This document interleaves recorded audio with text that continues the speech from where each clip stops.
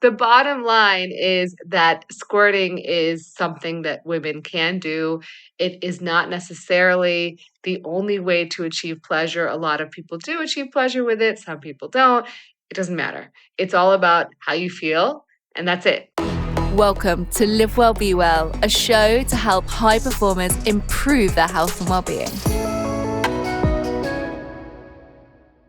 We're never really taught about the pelvic floor. So how do we know if we have this healthy pelvic floor, and what does a healthy pelvic floor look like? I'm saying that with this because I feel like it could be quite different for many people. It's hard to know. Honestly, the average person will not know if their pelvic floor is unhealthy.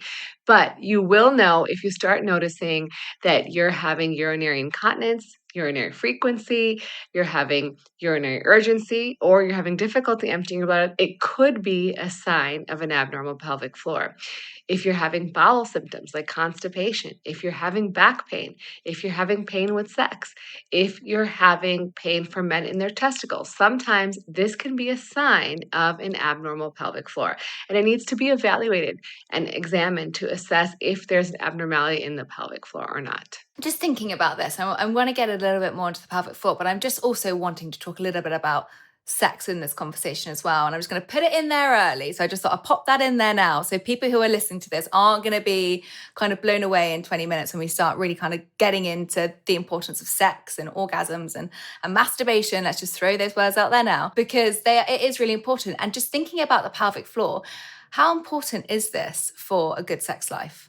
I think people overestimate like having a strong pelvic floor for better orgasms. I mean, yes, if you have a strong, healthy pelvic floor, some people will perceive stronger orgasms, better sex life. But a lot of people don't know exactly how to strengthen their pelvic floor. So people hear the term Kegel and they try doing all these things. They don't actually activate the right muscles. They might be straining their abdomen, they might be straining their gluteal muscles, but they're not actually strengthening their pelvic floor, or they're over strengthening. So just like going to the gym, if you overtrain a muscle, it's going to get sore and hurt. And sometimes it can create tension in those muscles. And when you create like prolonged tension in the pelvic floor, that's what creates all these issues. And so it's sort of like, do you need to do it? You can, absolutely, but it needs to be done sort of in a thoughtful way to make sure that you're actually activating the correct muscles and you're getting the benefit that you so desire. Doing more is not always better, just like going to the gym and doing a ton of reps. If you're doing poor form or you're not doing it correctly, is not going to help you. It's so interesting, isn't it? So much about health just in general is about balance. But it's one of those things, and I know that obviously you mentioned about like what does a normal pelvic floor look like, or a healthier one. I suffer with a bad back. So I know when I've got a bad back, I actually need to be doing more yoga or more stretching or more lengthening. But I'm now trying to think about my own pelvic floor, and I'm trying to think, do I know if it's too tight or do I know if it's too weak? And I feel like I'd be more likely to know if it's more weak. And women hear about this a lot more, I think, due to incontinence. But how can I assess my own pelvic floor and figure out where that is? So it's a bit easier for women because you can feel the pelvic floor muscles through the vagina. So generally, not everyone feels comfortable, but you can palpate your own muscles in the vagina. You should be able to put either you can get like wands that can sense your pelvic floor, or you can use your own finger, right? And you can feel, you want it also to be coordinated, right? So if you squeeze, you should feel the muscles squeeze on your finger. And if you relax, you should feel the muscles relax. And say you cough, you should feel the muscles coordinate, like relax and tighten quickly during that cough. So it should be sort of coordinated. When you're bearing down or when you're coughing, you should have kind of normal coordination and your muscles should squeeze and relax as you are trying to do so. And so sometimes that takes a little bit of effort, and often having a pelvic floor physical therapist, if you are worried about these symptoms, can help to assess your pelvic floor, or seeing a urologist, or for women, a gynecologist, or seeing a urologist for women too. We're experts in both, but in general, that can be helpful. And what about men? I was so surprised around the amount of men, and like kudos to all you guys that wrote to me. Like, thank you so much, because so many men were asking about their pelvic floor. So how can men assess this? Yeah, so honestly, it's very difficult. So the way I assess a male's pelvic floor is through a rectal examination, because that's where I can palpate their muscles. It's very difficult for someone to do that to themselves, right? But you can sort of feel if there's tenderness or discomfort in the area like between the scrotum and the anus called the perineum. So that's where some of the pelvic floor muscles are. And so you can assess that. But I would say, generally speaking, if you find that you're having symptoms that are sort of surrounded around, you're sort of stressed, you're sort of type A personality, or you have a lot of anxiety, and then you're having symptoms of maybe urinary symptoms, or maybe you're having pain with erections or pain with ejaculation, or maybe you're having issues with erections, it could be a sign of a tight pelvic floor.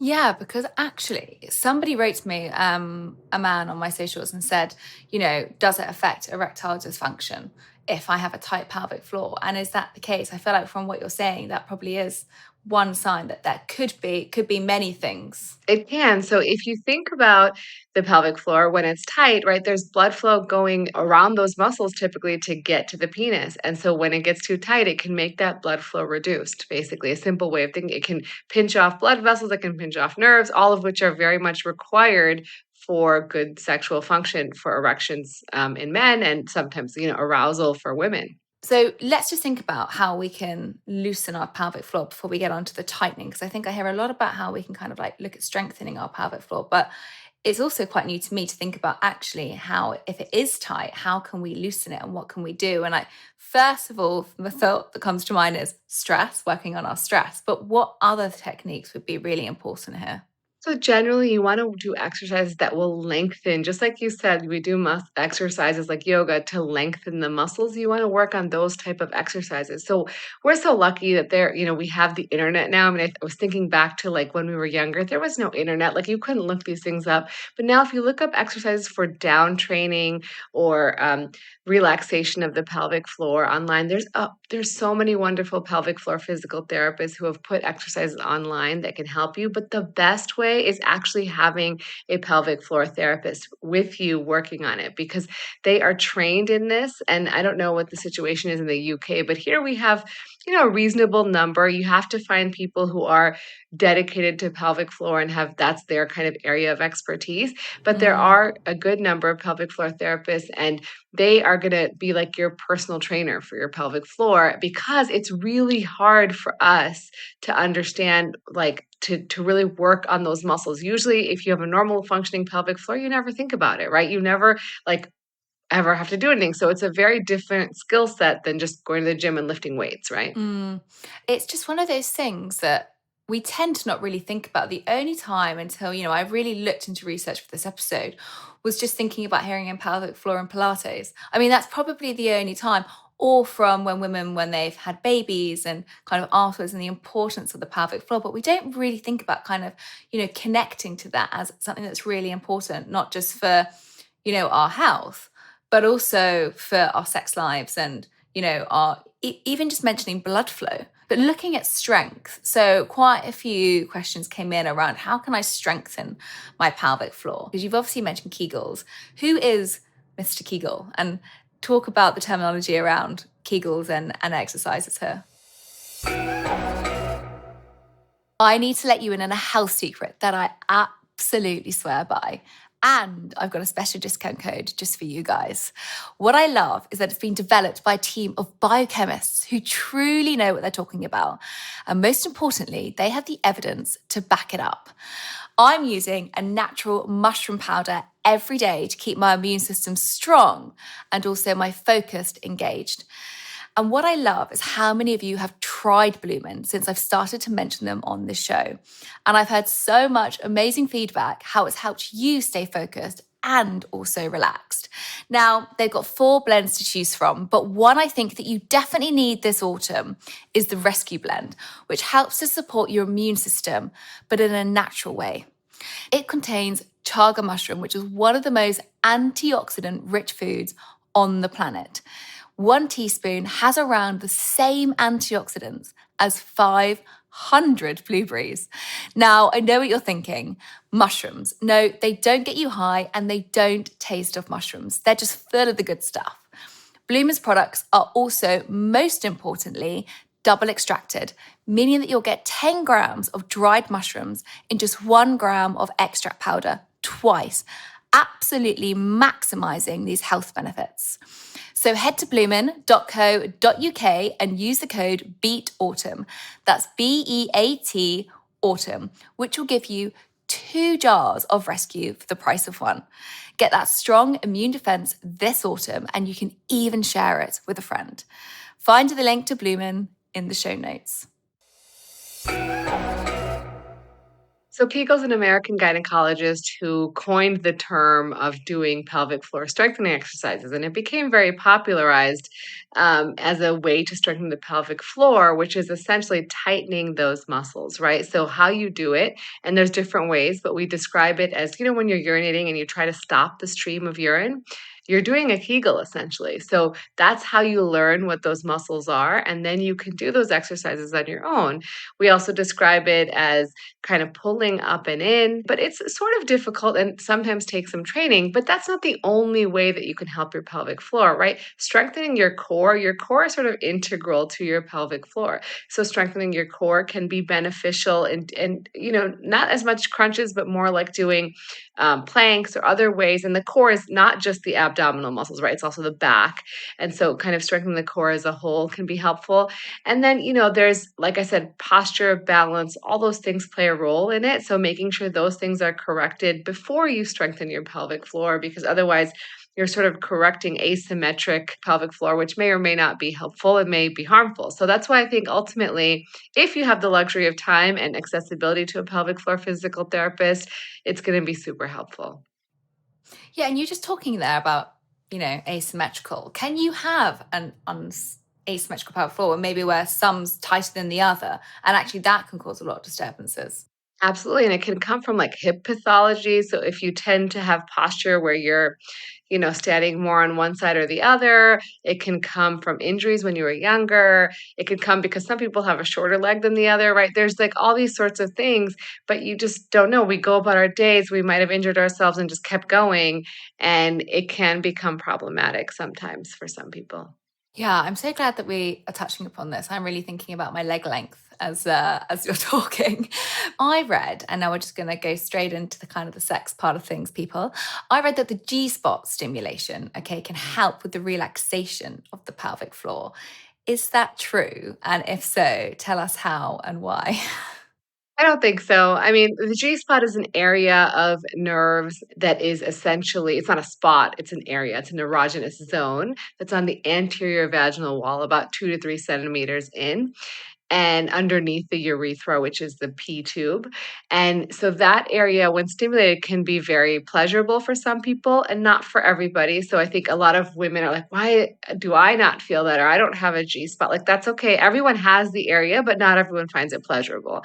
And so that area, when stimulated, can assist in reaching climax. And so when you're having orgasms, that's actually a good thing for your pelvic floor. Like, your muscles are contracting and relaxing. So when they're functioning, it's actually a nice way to strengthen your pelvic floor. So have more orgasms. But but Love that. ultimately, it's not like directly correlated to strengthening those muscles, because that's not near the muscles. The muscles are, if you're looking at a female vagina, more in the posterior aspect of the vagina.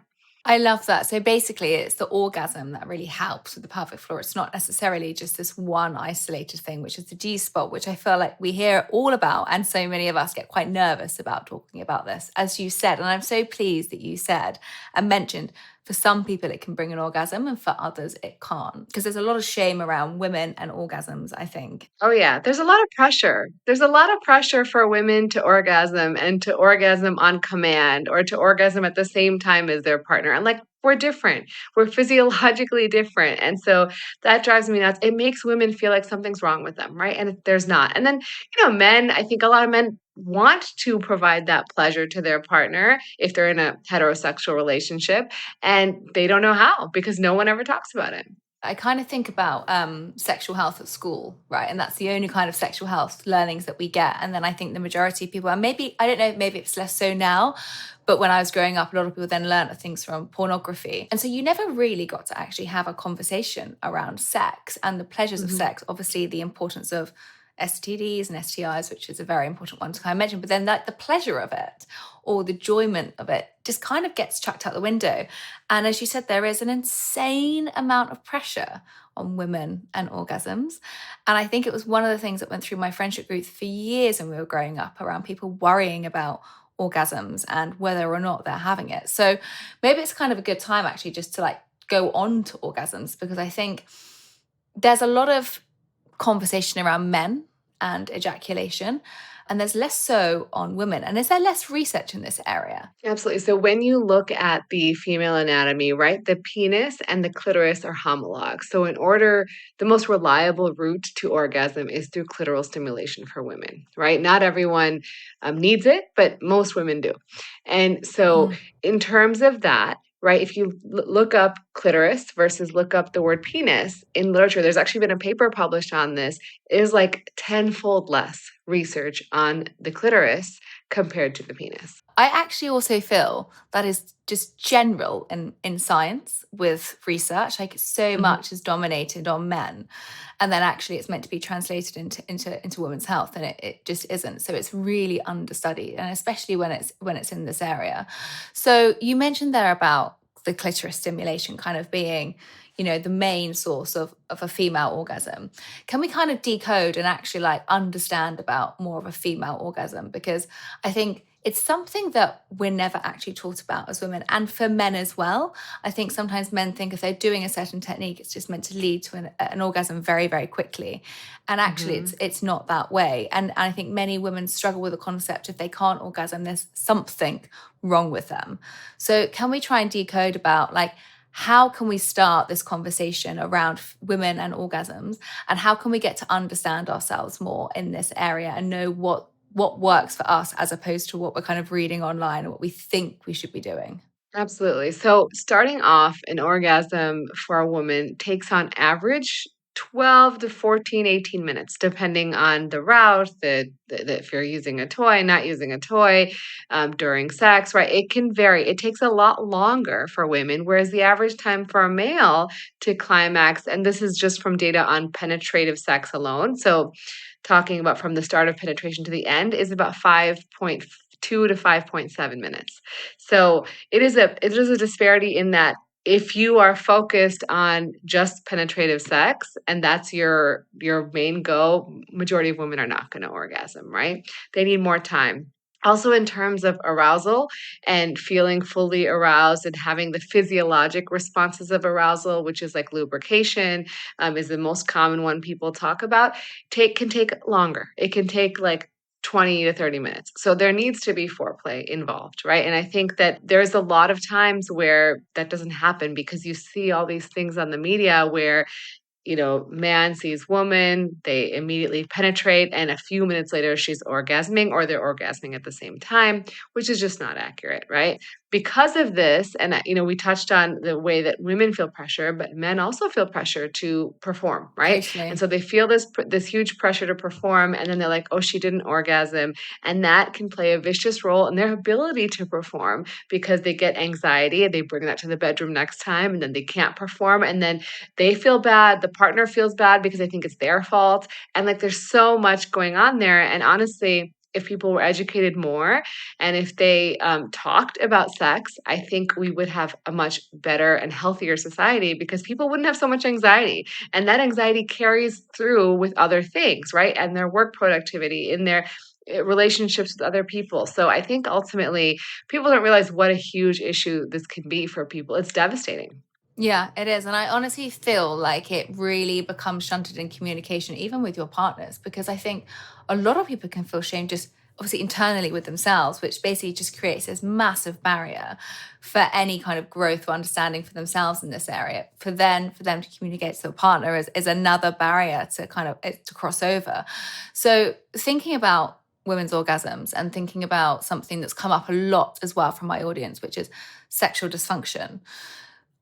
I think obviously this is something that men talk about a lot. And I know there's a lot on your YouTube around kind of erectile dysfunction and understanding around this for men. But I think there's hardly anything spoken about this for women's health at all. And I think some women might not even aware if this is a problem for them. They might just think that they're broken. So how can women understand around sexual dysfunction? Like, how does that look? Is it the fact that they're struggling to orgasm? Is it struggling around lubrication down there? Because all of these things kind of just, I don't feel are at all spoken about. And I think it's a real barrier, as you said, between relationships as well. Well, the big thing about sexual dysfunction is it a bother, right? So if you're not bothered or it's not creating distress in your relationship, it's not a problem, right? Because everyone has a little bit of variety in what their desire is, what their rate of desire is. Everyone's lubrication amount can be variable. Everyone's rate of, desire to have an orgasm or having an orgasm is different. And so I think really the bottom line is, are you bothered? Is this creating a problem in your relationship? And then go talk to somebody about it, because even getting education on what is normal, and that's a lot of what I do on my YouTube channel, is like how much discharge is normal, for example, or, what can Hmm. you expect, right? What's the average rate of, couples having sex, right? It doesn't matter what the average is, but if you're curious and maybe you're having more or less or the same, it may provide you with some reassurance. And so a lot of people ask me around lubrication for this question, which I think falls into the sexual dysfunction. So what is normal lubrication, and how do we know if something's wrong down there? So, generally speaking, when you get aroused, right, and arousal, as I mentioned earlier, can take 20 minutes or so, you will create more lubrication. That is a normal physiologic response. The vagina creates a transudate that allows more lubrication to occur. And sometimes it can happen when you're not aroused. You might notice, like, oh, like I'm a little bit having a little more discharge than usual. And that can be a protective mechanism too. Like your body will lubricate if it thinks that there may be a chance of any sort of penetration. So you might be watching something and be like, like you may not even think it's that stimulating, but your body's like, oh, that looks sort of stimulating and I'm going to kind of respond to that. And so, when people make a big deal like, "Oh, she's so wet," right? People say that a lot. Mm, It doesn't necessarily yeah. is good or bad, right? It is nice, but I would say that, like, it doesn't make or break it. The good thing is we have tons of lubricants available if you're having an issue with lubrication. So, there's water-based lubricants, and the thing I think people don't know is that you need to reapply those. They will dry out. So, you need to reapply because they're water-based, they evaporate. And ideally, if you're having issues with like recurrent yeast infections, you want to try to find ones that are similar to the pH of the vagina. So they have a sort of bioidentical pH, right? And then there's silicone based and oil based. Those are nice because you don't have to reapply, but they're a bit more messy, right? Silicone is a little bit slippery and you need to use just a little bit and it does a good job. Not everyone likes silicone, but I think it's nice in the sense that it lasts a long time. Oil based you don't want to use with condoms because they can degrade condoms, but oil base is nice. And say you don't have any lubricant like olive oil or coconut oil, works great too. It just can be a little messy on the sheets. Natural. Um, so so ultimately, that's great, and then the other thing is there can be hormone changes, even in young women, that can cause decreased lubrication. So if you're taking medications, for example, like oral contraceptives, some people, a small subset of women can notice a decrease in lubrication. Breastfeeding women, absolutely, and these are because estrogen levels are decreasing. So menopausal, perimenopausal, postmenopausal women will notice a decrease in lubrication. And that's because they're having changes in hormones. So things like vaginal estrogen can very easily correct those issues and restore the normal balance, at least locally in the vagina. I'm so pleased that you just touched upon hormones there. And also, thank you just for running through all of those types of different lubrications, because that should just be taught when we're having our sexual education as something that's, there's so many different types out there. Again, reapplying, people might not be aware that that's actually that's really important. So just having these kind of like tips is so essential, I think, just for one's confidence for having sex. So thank you so much for just touching on that. And then you mentioned hormones during that as well, which I just thought was really important just to highlight, because obviously you mentioned blood flow and the importance of pelvic floor and all of these other areas that are important, again, for a healthy sex life and for yourself. And I'm sure there's also neurological ones as well, and like, where is our mental state and how are we feeling? So how much do hormones play a role in all of this? Is it a large part? Because a lot of times so many of us go, it's my hormones. But is that true, or do they actually play quite a small percentage in all of this? In general sexual dysfunction? So, absolutely. I mean, we see a lot of sexual dysfunction around the time of perimenopause and menopause because of the changes in hormones, particularly estrogen and testosterone. So, women don't think about testosterone very much, but actually, it's the most abundant sexual hormone in our bodies. And when your testosterone decreases, which it does quite dramatically around menopause, people can notice a decrease in libido. And that can be quite distressing for a lot of people because they can be like, well, I used to like this and now I don't anymore. And so a lot of it can be that way. And, our hormones fluctuate over the course of the month. So people may notice a fluctuation in their desire for sex or with things like that of that nature along with their hormones. So they absolutely do play a role. Very often, yes, it is hormone related, but there can be, of course, as I mentioned, other causes like other medications or other comorbid conditions that can create problems as well. So that kind of takes me on to something which we do not talk about in sexual education. Anyway, we don't talk about this here in the UK. I don't know what it's like, Rena, in the US. You can tell me if this is included. But it's masturbation. And it's something that I think has come up on our podcast, actually. We did a whole topic on shame with somebody called Africa Brooke.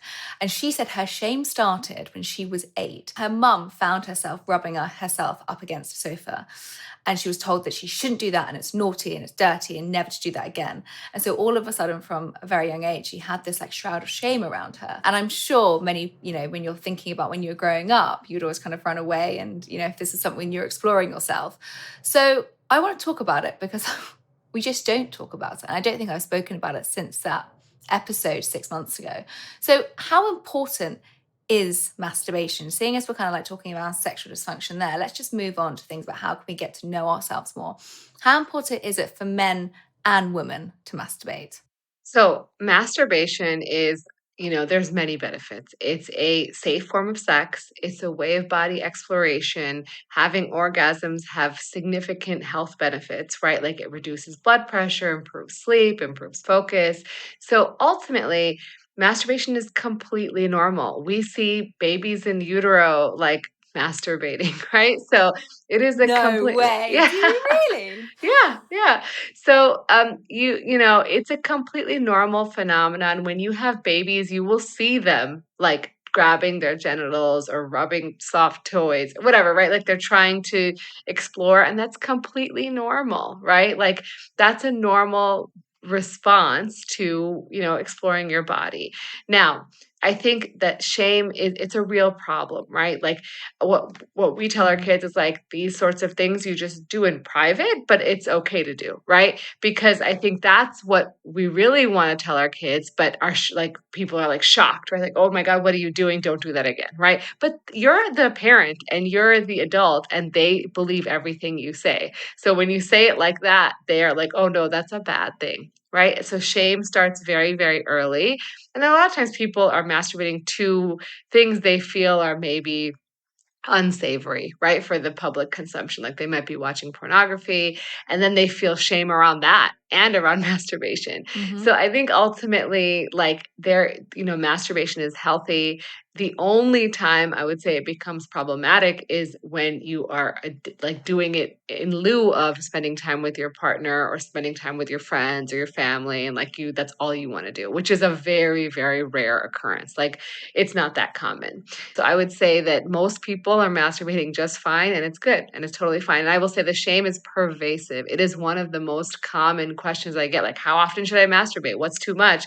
And I'd say it's fine. There's no like right or wrong amount. People always want a number. Like they want to know like what's okay. Like once a week, 3 times a week. I'm like, no, there's no number, right? Everybody is uniquely different. Are you masturbating and like helps you go to sleep at night? Are you just masturbating to like have pleasure like a few times a week or it doesn't matter. Like it's just about as long as you're doing it in a normal, healthy way, it's not creating problems in your life, there should be no shame around it. Thank you for pointing out there should be no shame. I love that you're also talking about numbers because so many things when I pop into YouTube, it's like, how long should I be lasting in bed? What is the average length to masturbate? And it is honestly, everything is so numbers focused. It's the same with, nutrition. It's the same with so many conversations I have on this, like how long, what's the average? Everyone wants to kind of know they're in this like normal range. And what you described there sounded like quite an addiction towards masturbation where it's kind of like stopping you living your normal life. And actually in general, you know, if we're actually engaging in this within the week, even if we're in a relationship doing it ourselves, then this is really healthy and normal. Something that we Absolutely. aren't told, and I'm just going to chuck it out there and just see how you respond to this. How should we masturbate? How do people know if they're doing it right? Because as you said, I guess we're starting, what I did know, it's blown my mind that we're starting this in the womb. How do we know if we're masturbating correctly, and how should we masturbate for men and women? I have a favor to ask. 74% of people that watch this podcast haven't hit subscribe, and 15% haven't hit the bell to turn on notifications. I want this podcast to reach as many people as possible, to keep sharing expert information and powerful stories to improve your life. So if you've ever enjoyed my podcast, please hit the subscribe button and turn on notifications. Doing this small favor will really help me. Thank you. So is it pleasurable? Yes, then you're doing it right. Okay. So that's one. Two is, are you doing it the same way every time? Because that can make sort of challenges when you're with a real person. So you want to use different techniques.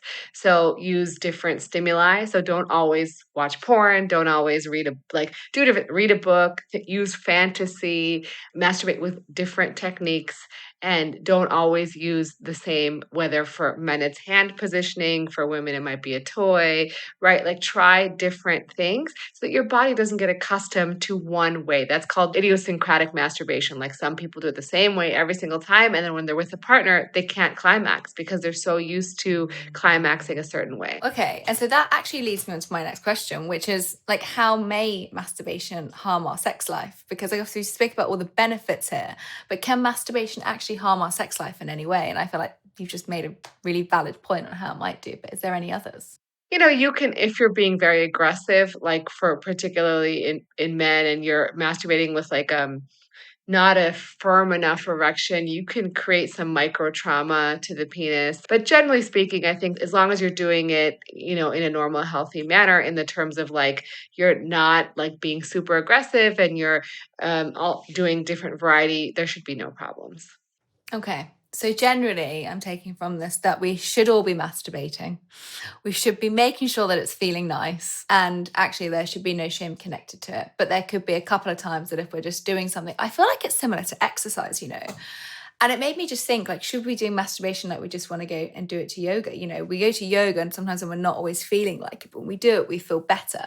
And reducing that shame, should we be thinking about sex, our sex lives and masturbation in that way, similar to how we think about yoga, but actually making sure that we're doing different types of yoga? That's important, rather than just doing the same things when we are doing the same technique every time. Well, I think you don't want it to be like a chore, right? You don't want to be like, I need to do this today because that's good for my health. Like, no, you don't want to do that. But you There's can, definitely like, people out there that are doing that, Rena. There's definitely people out there that are doing that. yeah, no, you shouldn't be forced to masturbate. But if you, in terms of like, you don't always want to do the same thing at the gym every day, right? You don't want to lift just your biceps and not your, you know, like you need to use opposing muscle groups, push, pull, whatever, right? So same thing, you need to have variety and not do the same thing every time. Yeah. Okay. Well, there you go, guys. You've got to have variety when masturbating. And I guess also maybe when you're having sex, I imagine it's exactly the same thing, of not just making sure you're following the same formula. And so when I was looking at your YouTube, which I have to say is amazing, it's so gripping when you're on there. And you just end up looking down all of these different videos where you're like, wow, these are things people just do not talk about at all. You know, from how long your penis length should be, how can you increase your penis length? Again, the average time to have sex, all of these different questions around sexual health. One that really stuck out, which had 3.6 million views. And I think this is something that women can get quite stressed about. And it's called squirting. And I was like, okay, let's just touch on this topic because it's really important. And I know we've already kind of touched a bit on female orgasms. We kind of started it by touching as well at the beginning of the conversation in relation to the pelvic floor on the G-spot. Can you describe what is squirting? Because I think this becomes very misconstrued, especially from porn. How is it different from ejaculation as well? Yes.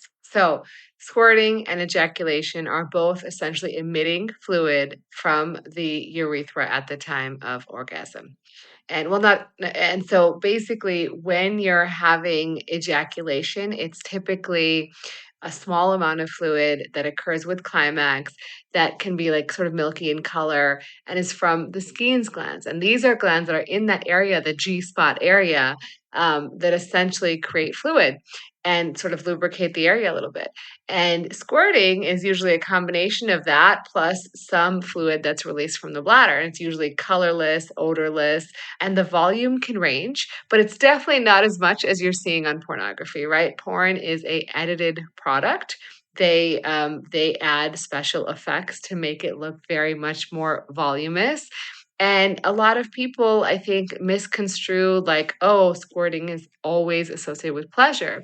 And what I'll say is that the research shows that yes, some people feel like there's more pleasure or they feel like it's a superpower that they have, but some people think it's kind of messy and they don't like it and they feel like not great about it. And not everyone squirts, and that doesn't mean you're not having pleasure, right? So I think the issue is that people think this is a visual sign of pleasure, right? Men Mm. ejaculate, so we know that they are reaching climax, and that is important to a lot of people. And then women don't have that, right? Unless they're a squirter. And so I think that's sort of where that this like obsession with squirting is in society. But like again, I think it's not studied very well because it's hard to study like this sort of thing in Mhm. in a research setting. Like, oh, how do you find squirters and how do you right? You watch them climax or what you collect the fluid afterwards. And there have been studies where they do that to kind of see what the components are, right? To decide where is this fluid coming from. That's kind of how we know this data. But ultimately, they're small studies, and that's all we know. The bottom line is that squirting is something that women can do. It is not necessarily the only way to achieve pleasure. A lot of people do achieve pleasure with it, some people don't. It doesn't matter. It's all about how you feel, and that's it. How do you feel? Do you feel pleasure? Great. You're good. That's it. That is the biggest indicator that people, I guess, need to start connecting to themselves as pleasure. Is there kind of a percentage on the scale of people that do this, people that just don't? Is it more people do or less people don't actually engage in this?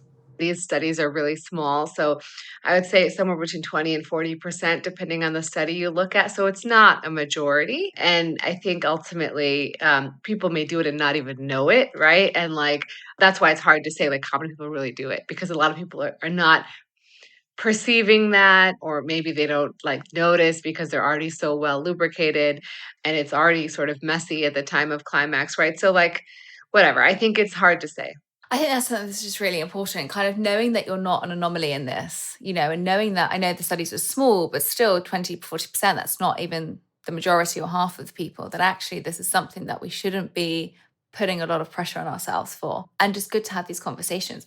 I feel like this podcast now should be taking into sexual health education and just played to people. So people start understanding these terms and start becoming familiar with them when they're younger and they take that pressure off. Because I guess Yeah. like a really big part around this. And I'm sure you see this as a urologist. I'm sure you have a lot of people coming to you with an immense amount of shame.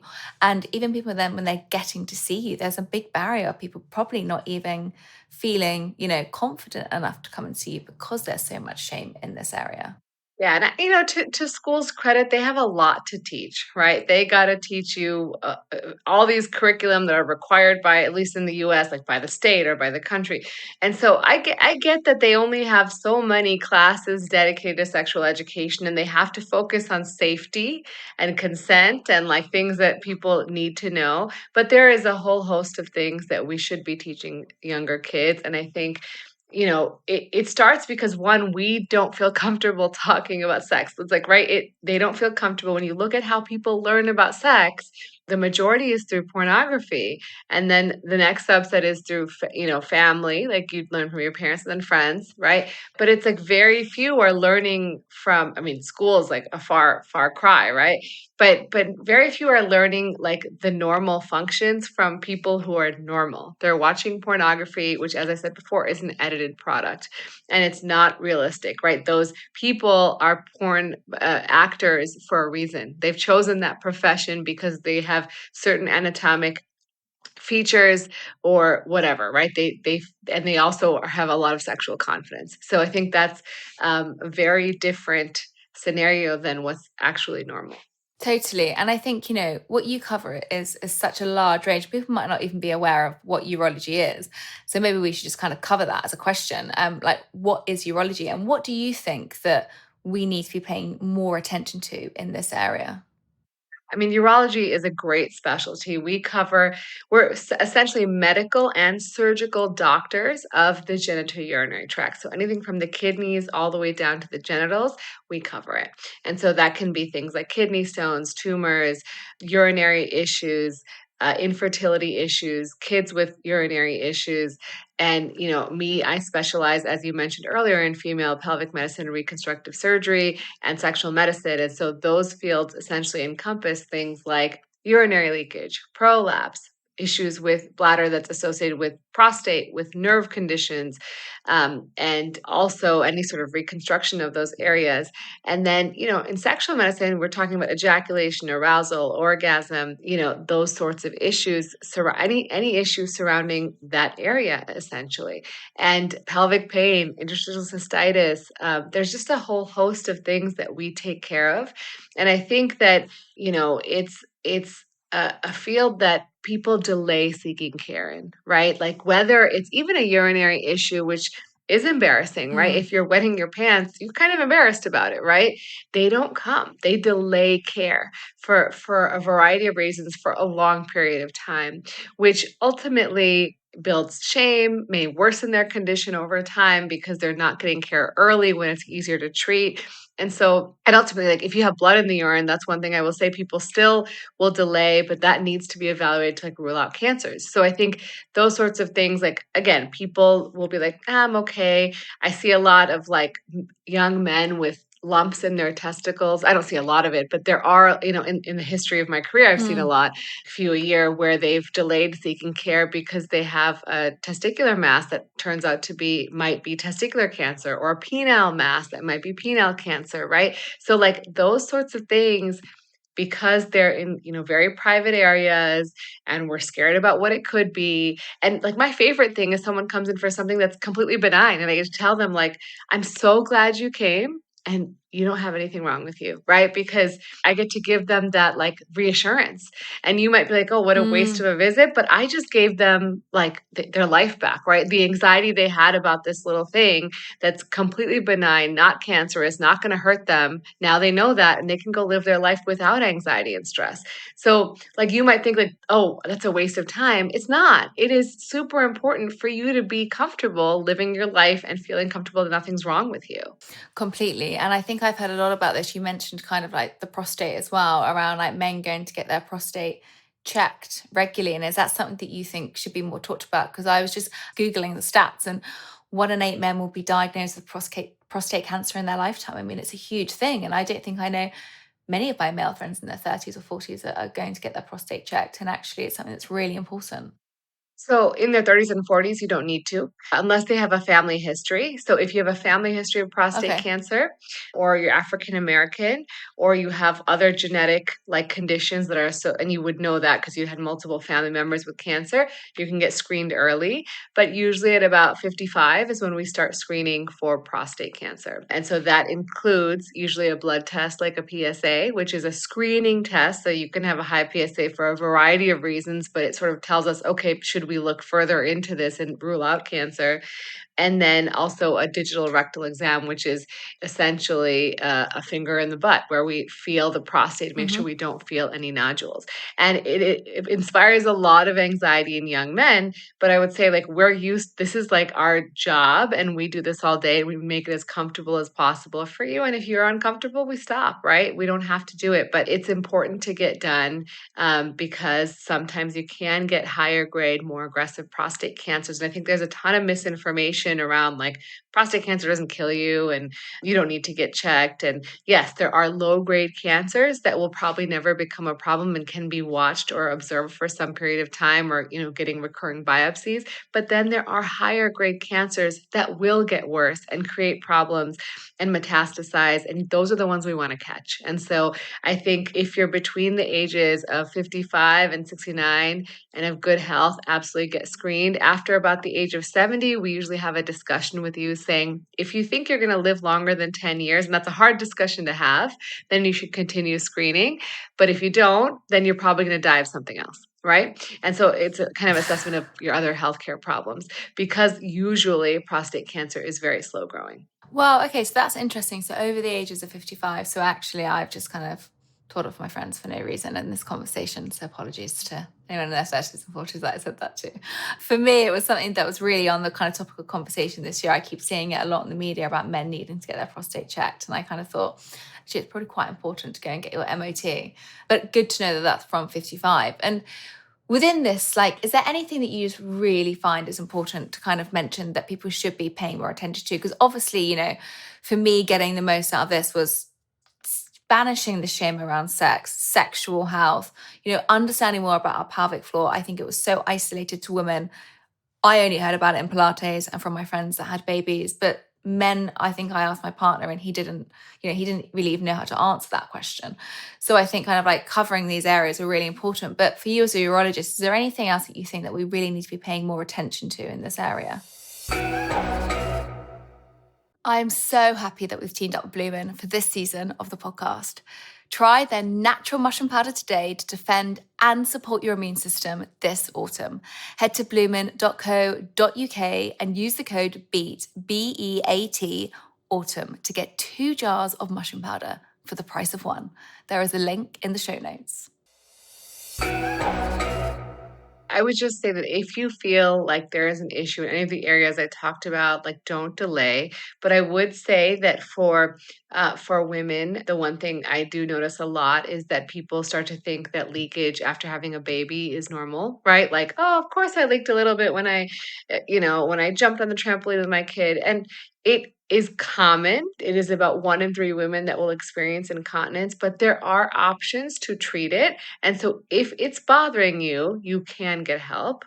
And then in terms of men, I will say, and women too, if you're having issues in the bedroom, we know this better for men because again, there's more studies, but I think it's probably the same for women, is if you're having issues with erectile function, or in women's case, like clitoral engorgement and sensation, it can be like a canary in the coal mine, we call. So a sign that there may be heart disease or other cardiovascular conditions, because the blood vessels to the genitals are much smaller than the blood vessels to the heart. So if they become blocked for whatever reason, if you have some blockage in your heart, right, the first place you're going to see it is your genitals. And so if you're having issues in the bedroom, see your primary care doctor, get a cardiovascular evaluation. So whatever that may be for you, depending on your other risk factors, it can be blood work, can be an EKG, can be a stress test. Again, that's all kind of decided by your doctor, but get that evaluation because it can be very important. It could save your life. Wow, gosh, that is something that should really be a headline on so many things, actually. Like one of the biggest links with heart disease, think about your genitals. But that's something that I was completely unaware of. So thank you so much for sharing that. And if anyone does feel that, please don't let the shame stop you going to get seen and speaking to your doctor.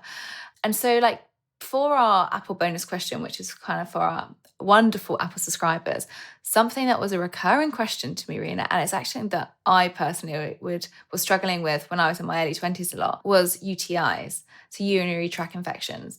And about 5 people specifically asked exactly the same question, but we had about 35 questions just on this topic alone, which is, how do I prevent UTIs? Yes, chronic UTIs, so ones that are recurring all the time. Now, if you want to listen to that, and I strongly advise that you do, it's around such an important topic that many of you ask me on UTIs, head over to Apple Podcasts now and subscribe to Live Well, Be Well. For now, Rena, I have one more question for you. What does Live Well, Be Well mean to you? I think for me, living well and being well means prioritizing my health. And I think as I've gotten older, I've made more of an effort in terms of like the whole body. And if everyone exercised and ate well, we would be out of a job as physicians, right? We wouldn't like our clinics would be like half the size or a quarter of the size that they are So would now. I. And so like honestly, that is going to prevent so many problems down the line, right? Eat well, Mm. exercise well, get good sleep. I mean, I notice this so much in myself. Like when you're younger, like you can stay up all night and you're like fine the next day. But like for me, if I don't get a good amount of sleep, like my whole next day, my productivity is down. I'm not doing well. I'm not in a great mood. I might like be more snappy with my kids, whatever it is. And I think sleep is something that in our society, we don't give enough attention to, Mm. right? Everyone's like, I'll sleep when I'm Hmm. dead. I just need more time to scroll on my phone. I'm guilty of it too. Like, I want my me time before bed, whatever that is. And I think that really just like saying, like, look, this is my self care. Going to bed is how I'm going to feel good about myself. And really Hmm. optimizing that. Like, we want to invest in those sorts of things. Like, stop investing in going out to eat expensive, like calorie laden meals and like invest in like, I had a friend who's like, yeah, we when we travel, we find the best CrossFit gym. And I was like, that's awesome. Like that's, people travel to like find the best brewery or find the best restaurant or find the best Yeah. wine or whatever it is. And these people go and find the best CrossFit gyms around the country. And I was like, that is cool. Like we need to change our social narrative around like what we do. And let's go for a hike. Let's do something that also makes us feel good, right? But it's not surrounded around food and around you know, eh, alcohol or other things. I could not agree with you more, but I'm also saying, how much sleep did you get last night? Because you were up doing this at 5 a.m. Not enough. Not enough, but like I said, I am actively working on it, and I will probably be continuing to work on it for my whole life. But I like at least I try. Normally I try. And I'm usually up at 5, 6 o'clock as a surgeon anyway, so it's not that bad. I mean, we are hugely grateful, myself and all our listeners, for you getting up at 5 a.m. to do this. Thank you so much. That is complete dedication. But could not agree with you more on sleep. It's kind of the cornerstone to our health. If we sleep bad, the rest of the day, every decision we make can be exhausting. And it's, I think, something that I'm trying to work on a lot more as well. So thank you so much for coming You're on. Thank you welcome. for all your knowledge. I could talk to you for hours. There were so many things I wanted to cover in today's episode, and I hope we just got a snippet of it. And yeah, I hope you have a lovely day and a good restful night's sleep tonight. Thank you. Thank you. I will. You too. I've got a quick question for you before you go. Are you ready to reset your health? If you've been listening to my podcast or watching my YouTube channel for a while, you'll know that I believe everyone's well-being journey is totally unique and it needs to be tailored to you. But sometimes with all that important information out there, it's tough to know what to listen to, what to ignore, or to prioritize. How to make the best decision for you. It means taking that first step just gets put off, delayed, or even ignored. But I'm here to help, and I am so excited to offer you my 30-day mini course to help revitalize, restore, and totally reset your health so you can discover the happiest of you. Your journey might include harnessing your breathwork and mindfulness game, changing up your diet for healthier meals, or simply improving your daily habits to be healthier and happier. Whatever your decision, my course is the perfect jumpstart you need, and you'll get access to the course for a one-off payment for just $14.99. Just click the link in the description or visit my website and I'll see you there. And by the way, I've got tons of videos for you in this channel, and YouTube thinks that you'll like this one the most. So why don't you click on it now and give it a try? Thanks for listening.